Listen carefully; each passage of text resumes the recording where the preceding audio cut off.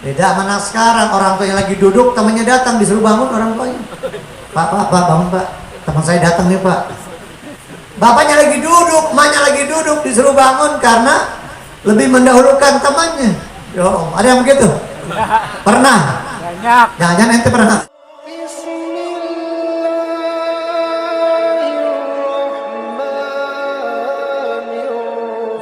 Meningkat acara selanjutnya, tausiah agama dari Dewan Guru Majelis Rasulullah kepada Al-Habib Alwi bin Yahya. Al-waktu falyatafaddal mashkuran. Sallu ala Muhammad.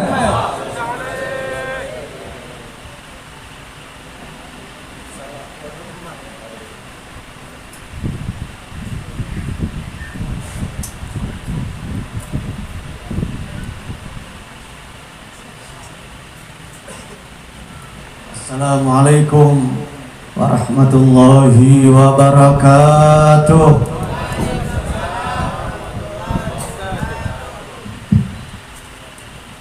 Alhamdulillah bil ijtima'i ala dzikrih wal ijtima'i ala dzikri rasulih wal ijtima'i ala ta'at hathana 'alaiha khairul bariyat Imamu ahlil ardi was samawat. Allahumma salli wa sallim ala sayyidina wa habibina wa syafi'ina wa maulana Muhammadin sayyidi sadat wa ala alihi wa ashabihi al-anjum az-zahirat. Subhanaka la ilma lana illa ma 'allamtana innaka antal alimul hakim. Rabbi syrah li sadri wa yassir li amri wahlul 'uqdatam min lisani yafqahu qawli wa saddid lisani wahdi qalbi bihaqqi sayyidina Muhammad wahdi qulubana bihaqqi sayyidina Muhammad wahdi qulubana bihaqqi sayyidina Muhammad sallallahu alaihi wa alihi wa sahbihi wa sallam. Allahumma ya man maqalidul umur kulliha biyadi tan qariba ya fattah ya alim. Masyarul hadirin wal hadirat rahimakumullah. Alhamdulillah di malam hari ini kita sama-sama berkumpul atau dikumpulkan oleh Allah Ta'ala di taman surga yang berada di muka bumi, di tempat yang dibanggakan oleh Allah Ta'ala di hadapan para malaikatnya, di tempat yang semoga doa-doa kita diijabah oleh Allah Ta'ala, dosa-dosa kita diampuni, kesalahan kita dimaafkan oleh Allah, derajat kita diangkat oleh Allah Ta'ala, dan semua hajat-hajat kita dikabulkan oleh Allah Ta'ala Jalla Jalaluhu wa Ta'ala fi'ula. Amin. Amin ya rabbal alamin. Dan seluruh yang hadir, tokoh masyarakat, para orang tua, para tetangga, yang semoga mereka tidak terganggu dengan acara di malam hari ini. Bahkan mudah-mudahan mereka akan mendapatkan pahala dan barakahnya. Amin.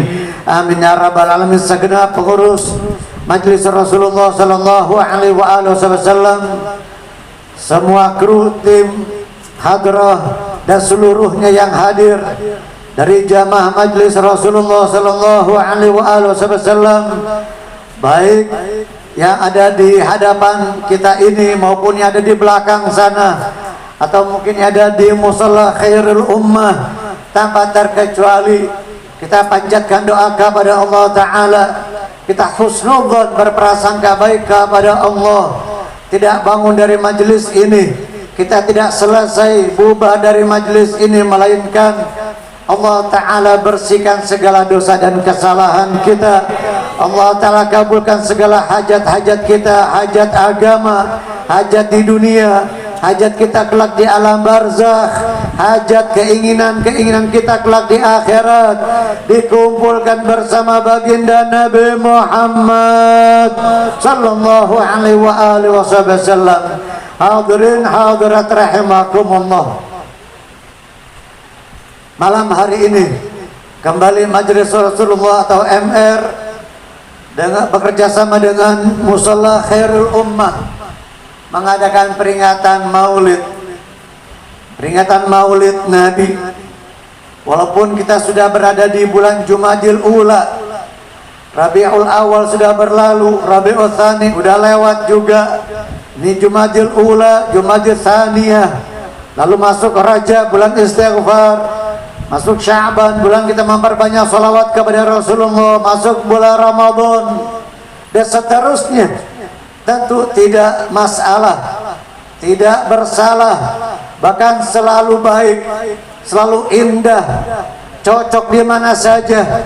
Pembacaan maulid dilantunkan atau didengungkan, digemuruhkan seperti ini, baik di jalanan, masjid, musalla, di rumah, di majlis-majlis taklim, di perkantoran, di pabrik, tempat dimanapun kita beraktivitas, bahkan mungkin di istana, di gedung-gedung, di mall sekalipun, di pasar, di mana saja, selalu indah, selalu baik, bagus. Kapanpun kita mengadakan atau membaca maulid tidak salah, bahkan selalu indah, selalu dibanggakan oleh Allah Subhanahu wa ta'ala di hadapan para malaikatnya, dan keluar bau harum semerbak ketika kita bersalawat. Terlebih lagi memperbanyak salawat, lebih-lebih lagi kita membaca maulid Nabi di tempat ini, maka bau harum semerbak.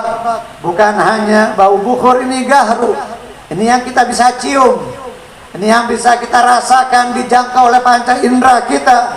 Tetapi ada harum yang lain, wewangian yang lain, yang mungkin kita tidak bisa menciumnya, kita tidak bisa melihat asapnya seperti ini, tetapi ini dirasakan oleh orang-orang yang beriman. Kenikmatan batiniyah, kelezatan batin, rasa sanubari yang begitu nikmat ketika berada di majlis seperti ini. Tentu ini juga dilihat dan disaksikan oleh para malaikat-malaikat Allah Subhanahu wa ta'ala. Ma ladzatul 'aish illa suhbatul fuqara humus salatin wassadat wa umara. Al-Imam Syu'aib Abi Madian Al-Maghribi radhiyallahu anhu wa ardhah, beliau mengatakan ma suhbatul 'aish illa suhbatul ma ladzatul 'aish illa suhbatul fuqara. Tidak ada kelezatan hidup ini melainkan bersahabat dengan orang-orang fakir, dengan al-fuqara ilallah. Bukan fakir harta. Fakir miskin di sini bukan orang yang yang tidak memiliki harta, bukan orang yang enggak punya uang, bukan orang yang miskin materi, tetapi al-fuqara di sini orang-orang yang telah sampai kepada Allah, al-iftiqar, yang merasa sadar akan kekurangannya, sadar akan rasa butuhnya, sifat akan selalu memerlukan Allah Subhanahu wa ta'ala. Jadi kalimat al-fakir ini enggak sembarangan, sehingga sekarang sudah menjadi istilah. Kalau kita menganggap atau memanggil diri kita dengan tawadhu kan al-fakir, biasanya begitu ya, al-fakir. Al-fakir ya memang bentuk tawadhu dibanding anak, saya atau yang lainnya. Tetapi al-fakir yang sesungguhnya, yang sebenarnya adalah sifat mereka para aulia, sifat para wali-wali Allah Subhanahu wa ta'ala.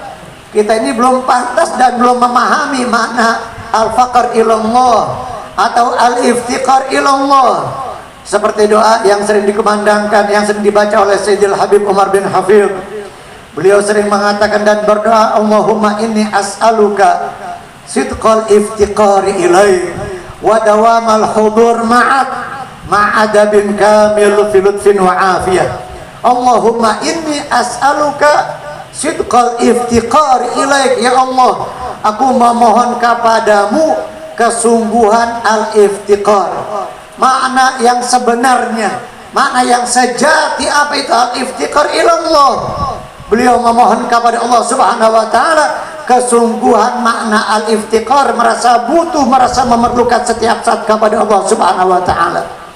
Allahumma inni as'aluka sidqal iftiqari ilaik wa dawamal huduri ma'ak, dan senantiasa hadir bersama Allah, merasakan keberadaan Allah Ta'ala, dimanapun kita berada, kapanpun, dalam situasi kondisi apapun yang kita hadapi, kita lagi bahagia, lagi senang, ingat Allah, bertakwa kepada Allah. Lagi susah, lagi sempit, lagi banyak masalah, lagi ada problem, terus senantiasa mendekatkan diri kepada Allah. Jangan lagi senang ke majelis, lagi susah nongkrongnya di kafe sono. Ada juga sebaliknya, orang lagi susah, lagi usahanya jatuh, nggak punya duit, ke majelis. Lagi senang, lupa. Jangankan boro-boro ke majelis, sholat 5 waktu aja mungkin ditinggal. Boro-boro yang sunnah, apalagi yang sunnah, sholat sunnah rawatib yang fardu saja mungkin terlewatkan, atau ditunda-tunda, atau dilalaikan, ya nggak peduli. Pernah begitu kita? Pernah begitu nggak? Apa sering? Jangan-jangan begitu. Boro-boro yang sunnah, yang fardu saja mungkin lewat, mungkin diabaikan. Nah, sementara yang mengiringi sholat fardu itu ada yang disebut dengan sholat sunnah rawatib. Sholat sunnah rawatib qabliyah dan ba'diyah. Ada yang muakkadah, Nabi nggak pernah tinggal. Yang rawatib muakkadah, Nabi nggak pernah tinggal sekalipun beliau di perjalanan. Selelah apapun beliau di perjalanan, apalagi perjalanan zaman dahulu. Zaman dulu sampai sekarang beda. Alat transportasi zaman dulu kaki 4, sekarang roda 4 ya. Dulu kaki 4 pakai onta, keledai, atau himar disebutnya, atau mungkin paling bagus ya kuda. Tapi sekarang dengan kendaraan fasilitas yang enak, sementara fasilitas yang mudah yang enak ini dari Allah Ta'ala, justru malah semangat kita kendor, malah himmah, keinginan kita berkurang. Tidak sebagaimana orang-orang soleh di zaman dahulu, bagaimana semangat, himmah, keinginan yang kuat mereka menggebu-gebu di dalam menuntut ilmu, di dalam menghadiri majelis, di dalam beribadah kepada Allah Ta'ala. Salat bukan hanya yang fardu, bahkan yang sunnah. Salat sunnah rawatib tadi yang muakkadah ada 10. Sahibuz Zubat mengatakan, Imam Ahmad bin Ruslan rahimahullah, sintani qabla subhi wa dhuhri kada wa ba'dahu wa maghribun thumma al-isya. Sintani qabla subhi wa dhuhri kada wa ba'dahu wa maghribun thumma al-isya. Di dalam kitab Zubat atau Sofatuz Zubat, ilmu fikih, tetapi ada juga sebelumnya pembahasan tauhid, dan di akhirnya juga mengenai pembahasan suluk atau akidah. Tetapi yang dominan di dalam Nazam Zubat ini adalah masalah-masalah fikih. Dikatakan oleh beliau, sintani qabla subhi wa dhuhri kada, 2 rakaat sebelum subuh. Ini salat sunnah rawatib yang muakkadah. 2 rakaat sebelum subuh, qabliyah subuh, atau juga biasa disebut dengan salat sunnah fajar. Salat sunnah fajar, raka'atul fajri khairum minad dunya wa ma fiha. 2 rakaat salat sunnah fajar itu lebih baik dari dunia dengan segala isinya.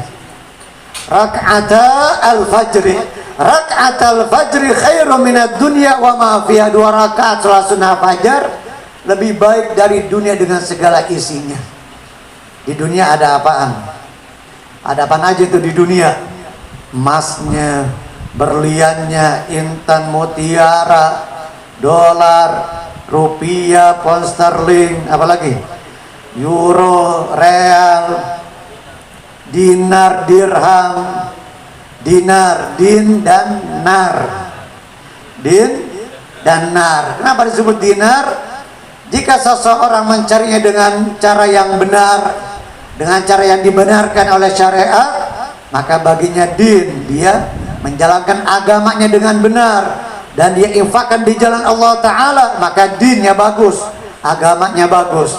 Tapi kalau dia dalam mendapatkan harta, mencari nafkah dengan cara yang batil, yang dilarang oleh syariat, dengan cara yang haram, menghalalkan segala cara, bukan dengan mencari dengan cara yang halal, mencari nafkah bukan dengan cara yang halal, tetapi menghalalkan segala cara, maka nar baginya. Maka dari itu disebut dinar. Tetapi dunia dengan segala isinya yang mungkin banyak melalaikan kita, banyak menjadikan kita terpedaya, terbuai, lupa sama agama, lupa sama ibadah, lupa sama Allah Ta'ala sang pencipta. Sampai Allah Ta'ala mengatakan, ya dunya khudumi man khadamani wa man khadamaki fastakhdimi. Allah Ta'ala di dalam hadits qudsi mengatakan kepada dunia, wahai dunia, mengabdilah kepada orang yang mengabdi kepadaku. Engkau layani, engkau mengabdilah, layanilah orang yang mengabdi kepadaku. Tetapi orang yang mengabdi, yang melayanimu, jadikanlah dia budakmu. Sampai ada istilah, jangan jadi budak dunia, jangan sampai kita diperbudak oleh dunia. Hadirin hadirat rahimakumullah, kembali ke qobliyah subuh tadi. Sintani qabla subuh, 2 rakaat sebelum subuh, salat sunnah fajar. Apa yang dibaca? Yang dibaca surahnya yang afdal membaca alam nashrah sama alam tara. Siapa orang yang senantiasa continue salat sunnah fajar sebelum subuh, rakaat pertama setelah Fatihah baca alam nashrah, rakaat kedua setelah Fatihah baca alam tara, man qara'a alam wa alam lam yusibhu alam. Siapa yang membaca alam dan alam tidak akan terkena alam. Apa alam? Al-wajah, al-marad, as-saqam, penyakit. Akan jauh dari penyakit, akan jauh dari rasa sakit, akan dijauhkan dari berbagai macam penyakit. Coba kalau kurang percaya, insya Allah kalau kita istiqomah salat sunnah fajar, baca alam nashrah, alam tara, akan dijauhkan dari segala macam penyakit. Amin, amin ya rabbal alamin. Hadirin hadirat rahimakumullah, sintani qabla subhi wa dhuhri kada. Begitu juga zuhur, qabliyah zuhur. Jadi ada qabliyah, ada ba'diyah. Ba'diyah zuhurnya juga termasuk yang muakkadah. Qabliyah subuh, qabliyah zuhur, ba'diyah zuhur, wa maghribun, ba'diyah maghrib, thumma isya, ba'diyah isya. Qabliyah subuh, antara ciri tanda tidak adanya kesungguhan, tidak adanya sifat sidik, kesungguhan, kejujuran dari talibul ilm, dari kita yang penuntut ilmu agama, yang suka hadir di majelis, anak majelis. Di antara ciri tanda tidak memiliki sifat as-sidik adalah mengabaikan sunnah-sunnah muakkadah. Kita mengabaikan sunnah-sunnah muakkadah. Nah, di antaranya nih sekarang kita udah lewat isya. Tadi habis sholat isya, udah ba'diyah apa belum tuh? Udah ba'diyah apa belum tadi?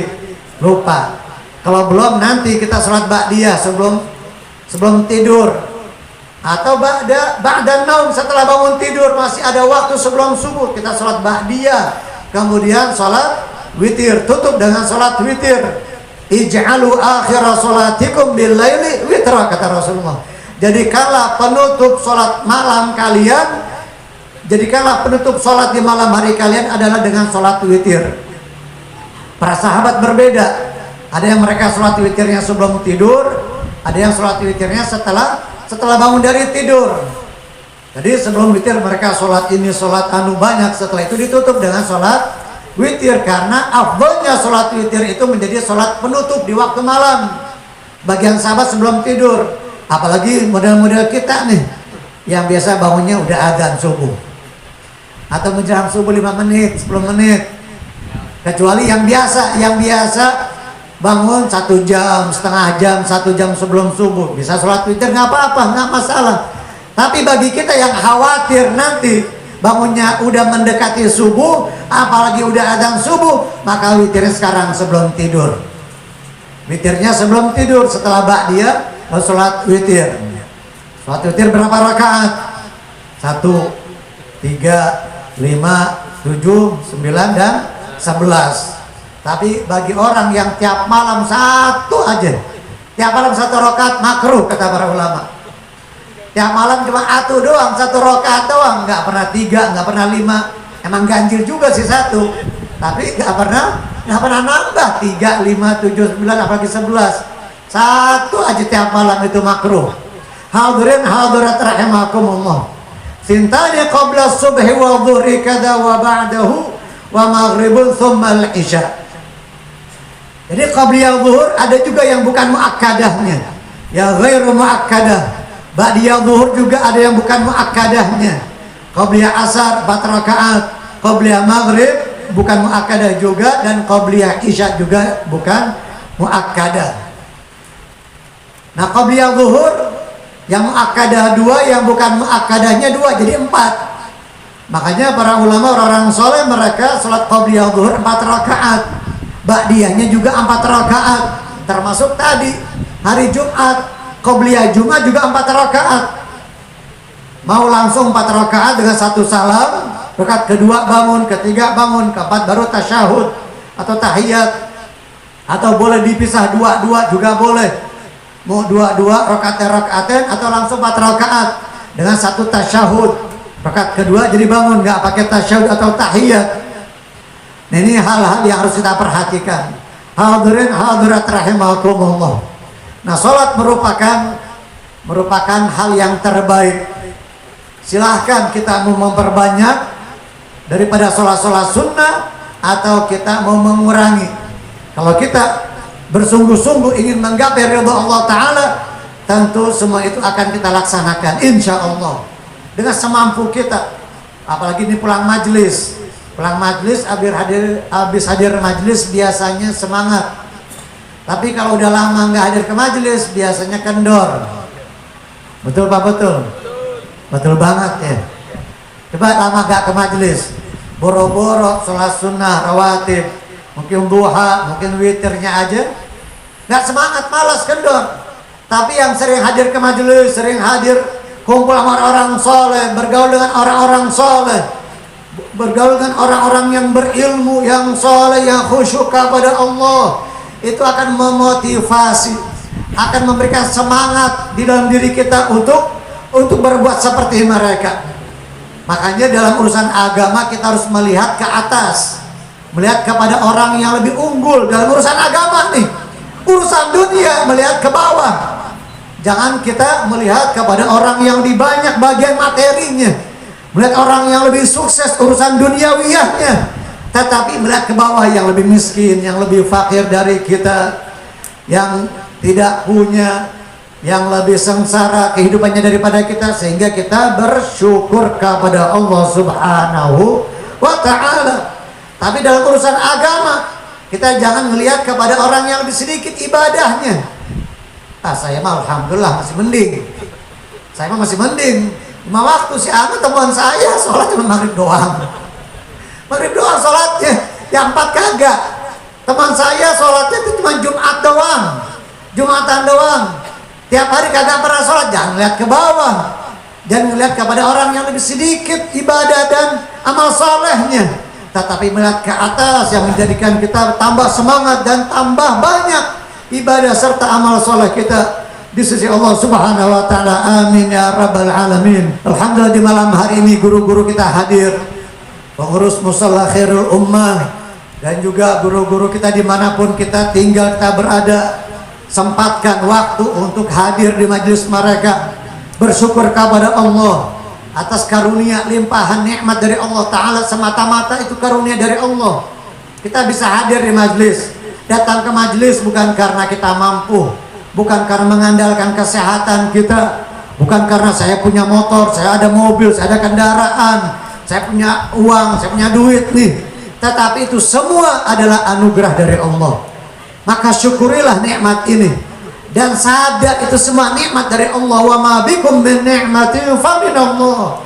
Wa ma bikum min ni'matin fa minallah. Tidak ada satu nikmat pun yang ada padamu melainkan itu semua sumbernya dari Allah, datangnya dari Allah Ta'ala.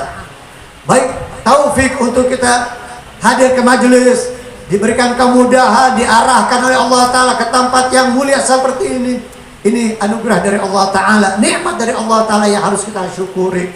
Atau nikmat materi, nikmat ilmu, nikmat pemahaman agama, nikmat kita dijadikan orang yang alhamdulillah bisa berbakti kepada orang tua kita, bisa berbuat baik kepada orang lain. Itu semua nikmat dari Allah Ta'ala, dan kita harus sadar itu semua bersumber dari Allah. Maka pujilah Allah Ta'ala Jalla Jalaluhu wa Ta'ala fi'ula. Hadirin hadirat rahimakumullah, guru kita yang merupakan orang yang segala-galanya, Bahkan orang-orang soleh dahulu, santri-santri di zaman dahulu, mereka luar biasa bagaimana ta'zim, akhlak, adab mereka, tata krama mereka, patuhnya, tunduknya kepada guru melebihi daripada kepada orang tuanya. Bukan berarti mengabaikan hak orang tua, tidak. Sehingga ada ucapan mereka, uqaddimu ustadzi ala walidi wa inna lani min walidi al-fadla wa syaraf fahada murabbir ruh wa ruh jauharun wa hada murabbil jismi wal jismu kasadafi. Aku mendahulukan guruku daripada orang tuaku, sekalipun dari orang tuaku aku mendapatkan kemuliaan, keutamaan. Guru adalah murabbir ruh, pendidik ruh, pendidik rohani kita. Dan rohani atau ruh merupakan jauhar, mutiara. Sementara ayah saya, orang tua saya pendidik jiwa, yang mendidik tubuh, badan. Dan badan kasadafi, seperti kerang, wadah, cangkang daripada mutiara tersebut. Tentu yang paling utama adalah mutiaranya, bukan wadahnya.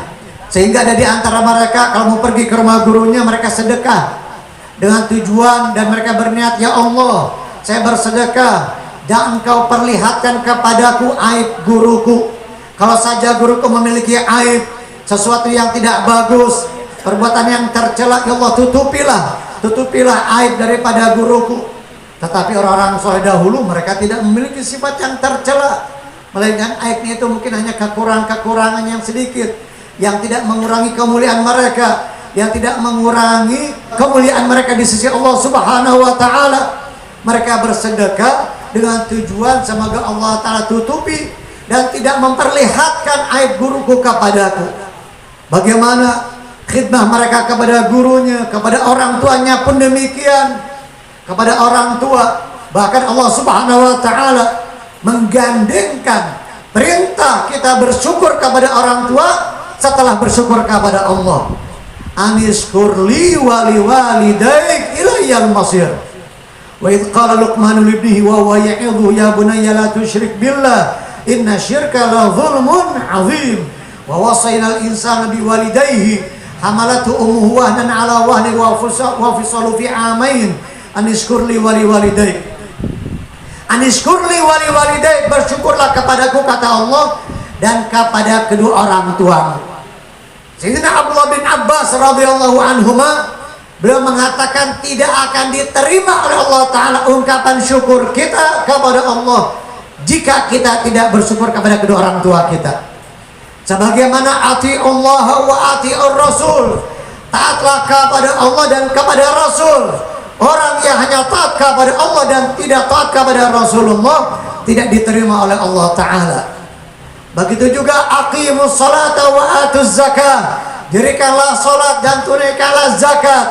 Orang yang hanya mendirikan salat tapi nggak mau zakat tidak diterima oleh Allah Subhanahu wa Ta'ala. Sayyidina Hasan cucunya Rasulullah, putra daripada Sayyidatina Fatimah, dan Sayyidina Ali bin Abi Thalib, Al-Hasan bin Ali bin Abi Thalib. Sayyidina Hasan, beliau nggak mau makan bareng sama ibunya. Kenapa? Beliau ketika ditanya nggak pernah mau makan bareng sama ibunya, saya khawatir, kata Sayyidina Hasan, saya takut khawatir ketika saya mengambil itu makanan, ketika nyomot makanan, itu makanan yang saya ambil sudah dilirik sama ibu saya, udah dilihat sama ibu saya, dia nggak jadi ambil karena sudah saya ambil terlebih dahulu. Saya khawatir itu termasuk uququl walidain. Saya takut kalau itu termasuk durhaka sama orang tua. Dan banyak yang seperti itu. Imam Ali Zainal Abidin juga demikian. Sahabat-sahabat, para tabi'in, para aulia, ada di antara mereka Al-Habib Ali bin Muhammad Al-Habsyi Sahibul Maula Simtud Durar.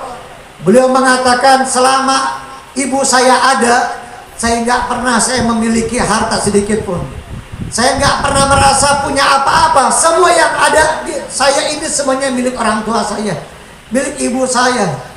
Atau sekalipun saya dibawa ke pasar, lalu saya dijual karena dikatakan budak atau hamba sahaya, dijual oleh ibu saya, oleh orang tua saya pasrah, saya rela. Saya tidak akan mengingkarinya.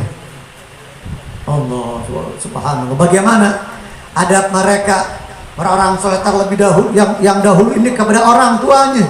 Ada di antara mereka kalau ada orang tuanya di bawah, mereka nggak berani naik ke atas ke lantai 2. Ada orang tuanya di bawah di lantai 1, nggak berani naik ke loteng ke lantai 2. Beda mana sekarang. Beda mana sekarang, orang tua yang lagi duduk, temannya datang disuruh bangun orang tuanya. Pak, bangun Pak, teman saya datang nih Pak. Bapaknya lagi duduk, emaknya lagi duduk, disuruh bangun karena lebih mendahulukan temannya. Yo, ada yang begitu? Pernah? Banyak. Jangan-jangan ente pernah ngalamin. Nauzubillah min dzalik.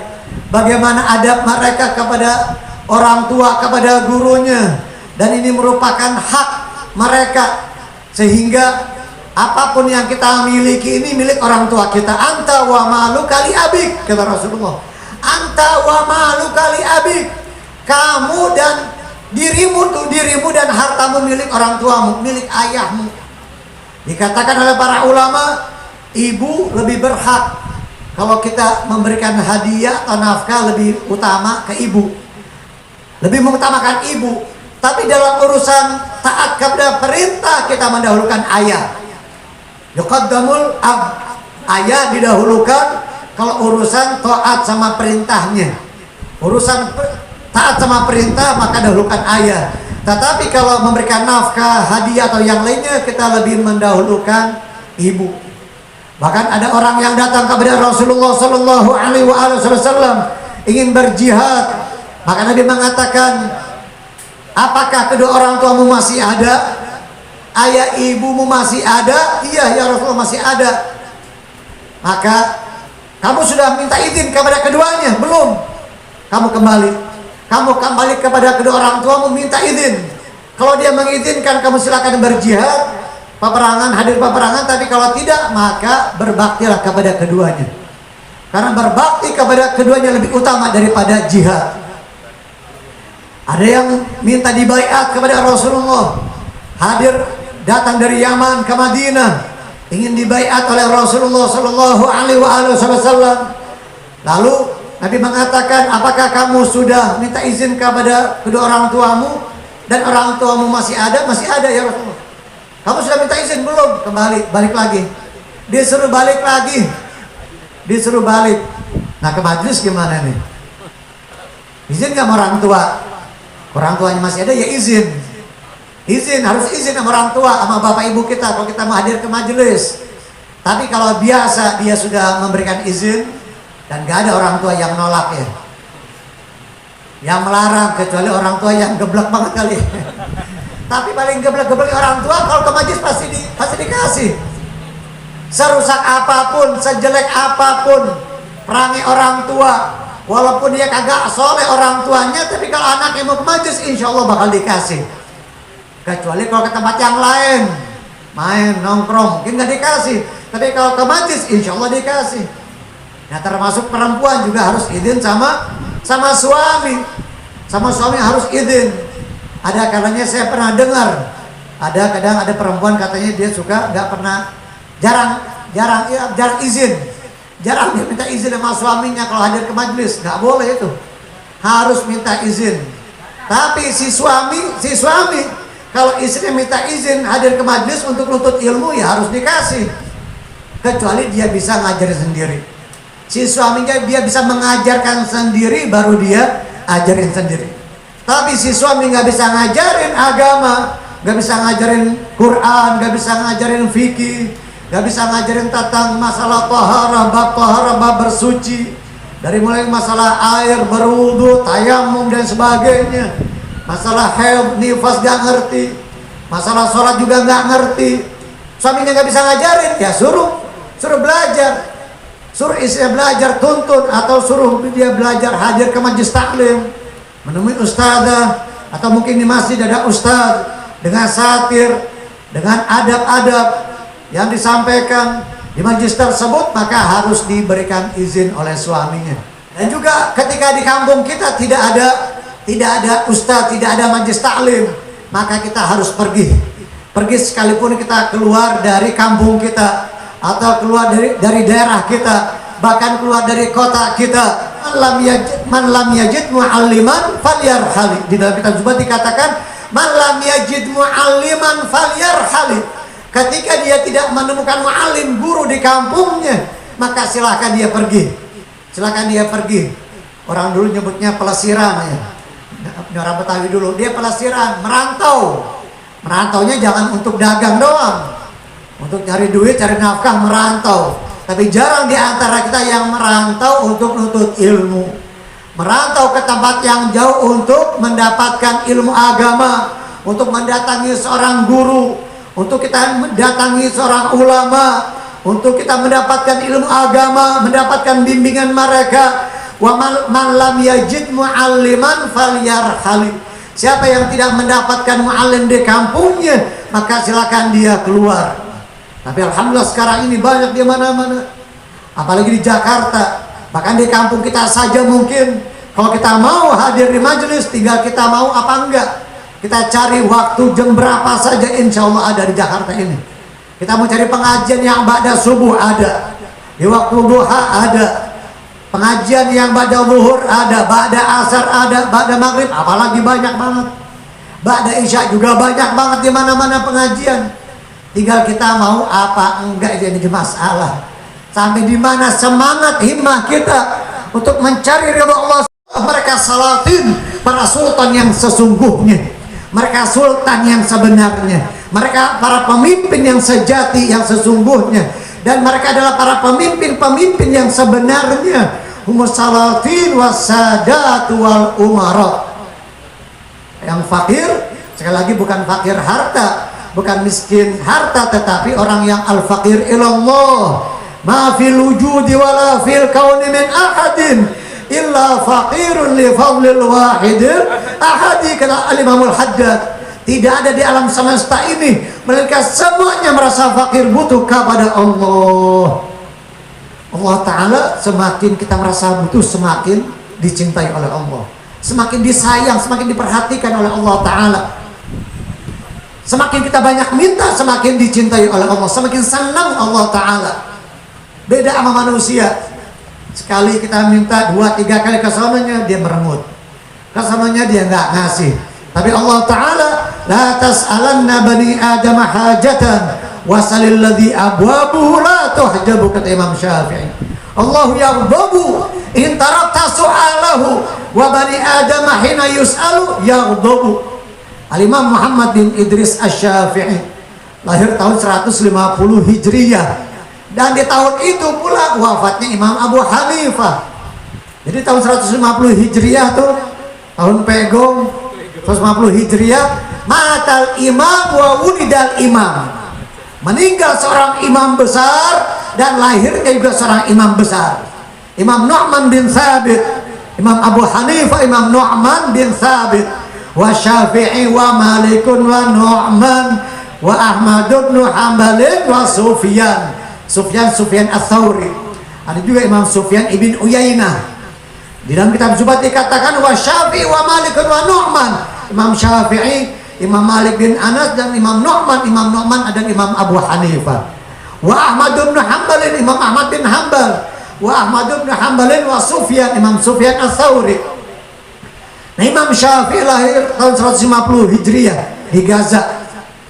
Semoga Allah Ta'ala berikan pertolongan saudara-saudara kita di Gaza, amin. Imam Syafi'i lahir di Gaza. Dan juga pengarang kita Fathul Qarib lahirnya juga di Gaza. Imam Muhammad bin Qasim Al-Ghazi, namanya Al-Ghazi, lahir di Gaza. Kita nyebutnya Gaza. Imam Muhammad bin Qasim Al-Ghazi, pengarang kita Fathul Qaribil Mujib, syarah daripada Matnul Ghaya wa Taqrib. Matan takribnya Imam Ahmad bin Husain Abi Syuja, sehingga disebut Matan Abi Syuja. Imam Ahmad bin Husain Abi Syuja ini ketika wafat umurnya 160 tahun.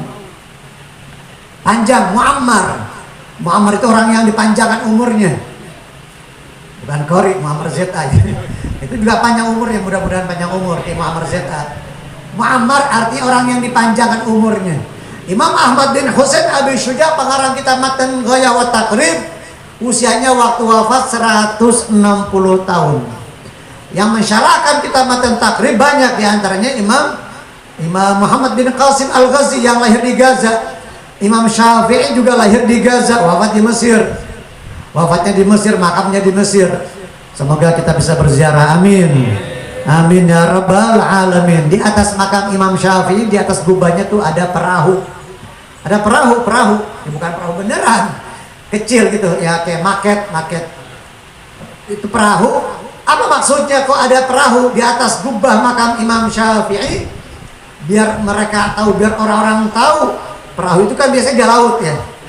Perahu itu adanya di laut. Jadi seakan-akan di bawah perahu itu ada lautan ilmu Imam Syafi'i yang dimaksud. Lautan ilmu Imam Muhammad bin Idris Asy-Syafi'i. Imam Syafi'i mengatakan, la tas'alanna bani Adam hajatan. Jangan kamu sekali-kali minta bantuan, minta hajat keperluan kepada manusia.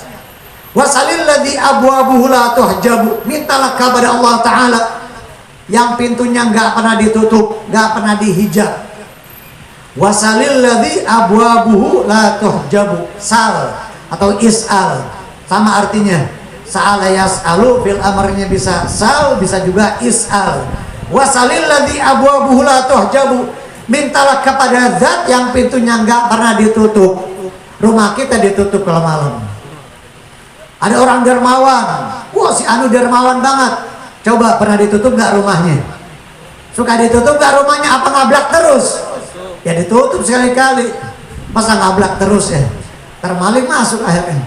Tapi Allah Subhanahu Wa Taala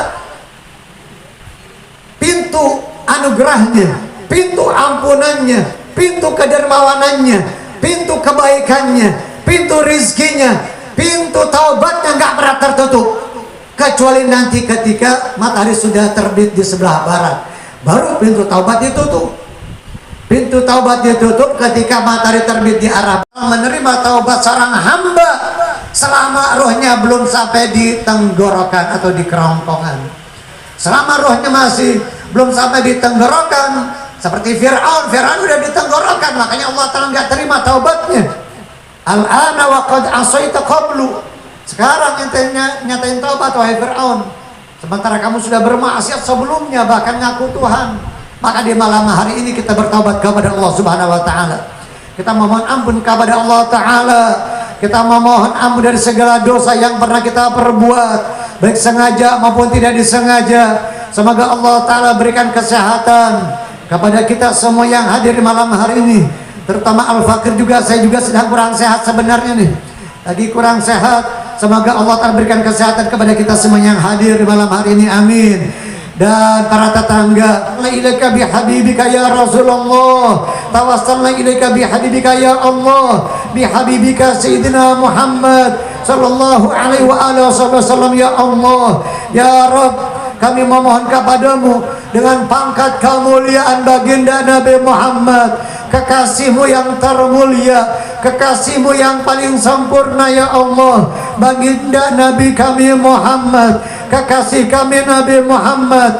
Tidak engkau keluarkan kami dari majlis ini, melainkan telah engkau bersihkan segala noda-noda yang ada di dalam diri kami, noda daripada maksiat, noda daripada kelalaian kepadamu ya Allah. Kotornya hati kami, kotornya anggota tubuh kami dari maksiat, bersihkan ya Rabb, sucikan ya Rabb, bersihkan hati sanubari kami ya Allah dari sifat-sifat yang tercela, dari segala hal yang mendatangkan hijab, yang menjadikan hijab antara kami dengan engkau ya Allah. Tahhir qulubana ya Rabb min kulli danasin wa min kulli sifatin yubaiduna an musyahadatik wa mahabbatik. Ya Rabb, tahhir qulubana minan nifaq wa a'malana minar riya wa alsinatana minal kadhib.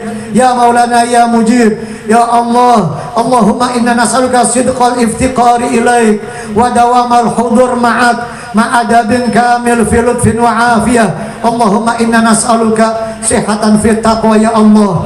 Kami memohon kepadamu kesehatan di dalam takwa, wa tula umrin fi husni amal, panjang umur dalam amal yang bagus, wa rizqan wasi'an la tu'adzibna alaih, rizki yang luas Ya Engkau tidak mengadab kami, tidak menuntut kami dari rizki tersebut atau dengan rizki tersebut ya Allah. Allahumma inna nas'aluka sihhatan fi taqwa wa tula umrin fi husni amal wa rizqan wasi'an la tu'adzibna alaih. Allahumma tahhir qulubana. Allahumma inna nas'aluka minal khair kulli ajili wa ajili ma'alimna minhu wa ma lam na'lam. Ya Allah, kami memohon kepadamu segala kebaikan, baik yang cepat maupun yang lambat, di dunia dan di akhirat, yang kami ketahui maupun yang kami tidak ketahui. Dan kami berlindung kepadamu ya Rabb dari segala keburukan, kejahatan, kejelekan dunia dan akhirat, yang cepat maupun yang lambat, yang kami ketahui atau yang kami tidak mengetahuinya. Rabbana atina fid dunya hasanah wa fil akhirati hasanah wa qina adzabannar. Wa sallallahu ala sayyidina Muhammad wa ala alihi wa sahbihi wa sallam. Walhamdulillahi rabbil alamin. Kurang lebihnya saya mohon maaf. Wassalamualaikum warahmatullahi wabarakatuh.